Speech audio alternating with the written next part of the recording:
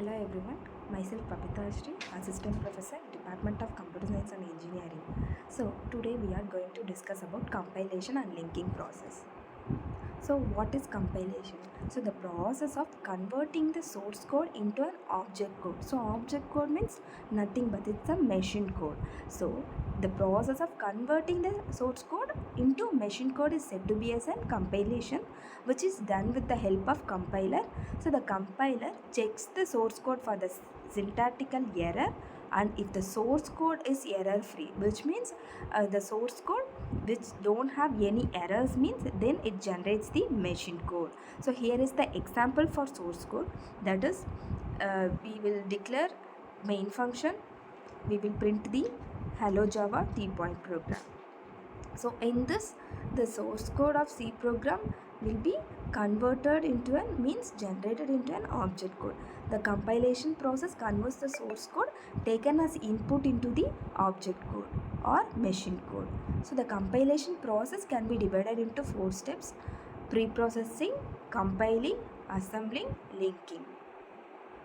So this is the entire process. Preprocessor. So what is the function of preprocessor? The source code is the code which is written in a text editor, and the source code file is given an extension .c, that is said to be as a preprocessor. This source code can first pass to the preprocessor, and then the preprocessor can expand the code. After expanding the code, the expanded code is passed to the compiler. So the next one is compiler. So once the preprocessor expands the code to the compiler process will get initiated.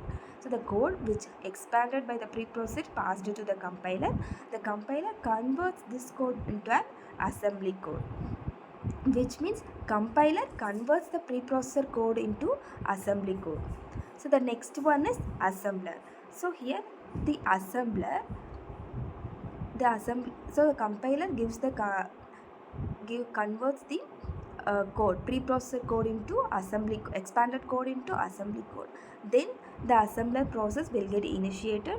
Here the assembler code, assembly code, is converted into object code by using assembler. So here the name of the object file which is generated by the assembler is saved in is same as the source file. So the extension of the object file, that is DOS file, is .obj, and Unix file is .o. So if the name of the source file is hello.c, then the name of the object file should be hello.obj. Next one, linker. So the final step is linker. So the object code, assembly code, expanded the code to the object code, then the process will get reach the linker. So here the linker link the object code of our program with the object code of the library files and other files. The output of the linker is the executable file. So the name of the executable file is same as the source file, but it can differ only in their extensions. So in those, the extension of the executable file is saved as .exe, and the Unix file is saved as a.out. For example, if we are using printf function in a program, then the linker adds its associated code in an output file. So this is the entire process of compilation and linking. So here C program, so hello.c, we will give the hello program, then preprocessor will get initiated and it expanded the source code, and the source code for hello.c will be written it as hello.i. Then the compiler process will get initiated. It will convert the assembly code to the assembler. So the assembly code can be written it as hello.s. Then it will be moved to assembler, will move the code to object code. Then the object code will be written it as hello.obj. The extension file is obj. Then object code is moved to the linker. The linker will move into the executable code hello.exe.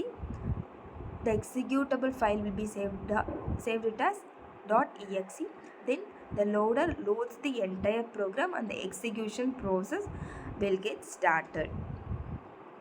So firstly, the input file is hello.c is passed to the preprocessor, and the preprocessor converts the source code into an expanded code. As I said earlier, the extension of the expanded code should be saved it as .i, that is hello.i.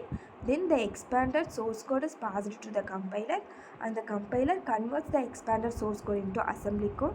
Then the extension of the assembly code should be saved it as .s, that is hello.s. This assembly code is then sent to the assembler, which converts the assembly code into object code. After the creation of an object code, the linker creates the executable file, and finally the loader will load the executable file for the execution. Thank you.